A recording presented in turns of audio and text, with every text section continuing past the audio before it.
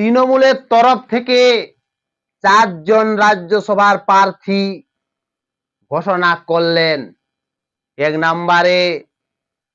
নম্বরে বাবুল সুপ্রিয়, 2 নম্বরে অভিনেত্রী কয়াল মল্লিক, 3 নম্বরে আইনজীবী মেনকা গুরুর স্বামী, 4 নম্বরে প্রাক্তন ডিজিপি রাজীব কুমার।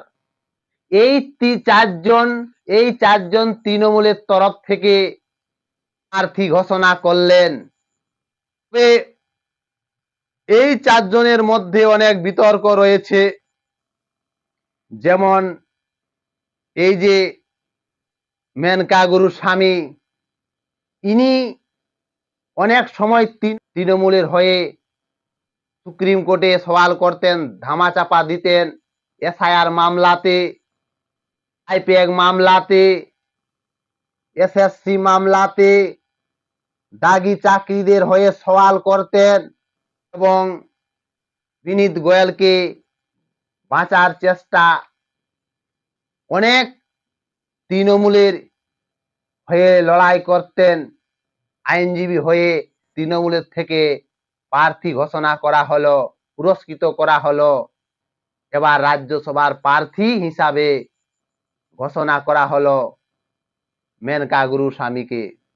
দ্বিতীয় হচ্ছে বাবুল সুপ্রিয়। ইনি অনেক সময় গোষ্ঠী কন্দলে লেগে থাকেন, নিজের বিধানসভাতে নিজের ঠিকঠাক নাই, তবুও তাকে অনেক সময় তৃণমূল কংগ্রেস থেকে বলা হয়েছিল যে প্রার্থী করা হবে, সেই বাস্তবে প্রার্থী ঘোষণা করলেন। আর 3 নম্বরে আর কয়াল মল্লিক। এই কয়াল মল্লিক ভালো তো ছিল বাবা, অভিনেত্রী, বাংলা সিনেমা বানাতেন, কিন্তু লাস্ট অবধি কি আপনার এই চোরচান্ডাল দলের রাজনীতিতে আপনাকে সামিল হতে হলো?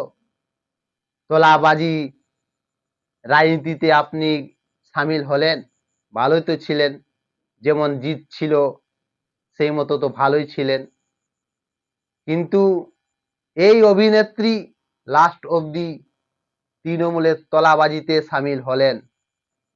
চতুর্থ হচ্ছে প্রাক্তন ডিজিপি রাজীব কুমার। 2019 সালে সারদা কাণ্ডে সিবিআইর হাত থেকে বাঁচার জন্য মমতা ব্যানার্জি ধর্ণা বসেছিলেন এই কুমারকে বাঁচার জন্য। এবং যে আইপ্যাক মামলা, আইপ্যাকের যে ভূমিকা আছে, লাল নীল সবুজ ফাইল চুরি করার জন্য যে ভূমিকা আছে, তার জন্য তাকে রাজীব কুমারের মুখ বন্ধ করার জন্য তৃণমূলের তরফ থেকে পুরস্কার দেওয়া হয়েছে। নতুবা ওই রাজীব কুমার যদি লাল নীল সবুজ যে ফাইল চুরি হয়েছে সেই ফাইলের কথা যদি বলে ফেলেন, তাহলে কিন্তু মমতা দিদি ফেঁসে যাবে। তাই রাজীব কুমারের মুখে বন্ধ করার জন্য রাজ্যসভার প্রার্থী ঘোষণা করেছেন তৃণমূলের তরফ থেকে। এই বিষয়ে কেন্দ্র প্রতিমন্ত্রী সুকান্ত মজুমদার কি বলেছে শুনুন। তৃণমূল কংগ্রেস রাজ্যসভায় কাকে পাঠাবে পুরোটাই তাদের বিষয়। তবে এটা বোঝা যাচ্ছে যে প্রাক্তন আমলা রাজীব কুমারকে, যিনি বাঙালি নন, তাকে রাজ্যসভায় পাঠানোর কথা তৃণমূল কংগ্রেস যখন বলেছে, তার মানে এটা স্পষ্ট হয়ে যাচ্ছে যে রাজীব কুমার সারদা কাণ্ডে, লাল ডায়েরি এবং অন্যান্য ক্ষেত্রে যে ভূমিকা পালন করেছিলেন তারই ঋণ শোধ করছেন মমতা বন্দ্যোপাধ্যায়।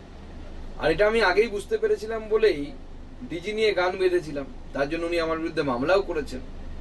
কোনো অসুবিধা নেই, উনি রাজ্যসভায় যাচ্ছেন, জানেন মমতা বন্দ্যোপাধ্যায় যে রাজীব কুমার যদি মুখ খোলেন তাহলে বিপদ, মুখ বন্ধ রাখার জন্যই এটা হচ্ছে পুরস্কার।